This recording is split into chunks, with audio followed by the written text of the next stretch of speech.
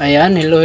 Magandang buhay po sa inyong lahat dyan mga idol. Ayan, shout out po sa aking mga viewers at sa aking mga followers at non-followers. Ayan, nandito po kami ngayon ni Idol Jesselyn sa may Robinson's Place po. Dito po sa amin sa Butuan City, Caraga Region 13, Mindanao, Philippines. Ayan po, may pupuntahan po kami dito sa Robinson mga idol kasi ano daw dito po yung kuhaan po ng business permit. Yan kasi po pinapakuha na po kami ng business permit mga idol para po sa aming munting sari-sari store. Kaya yun, punta kami dito kasi dito daw po lahat yung nila, yung mga requirements. Yan,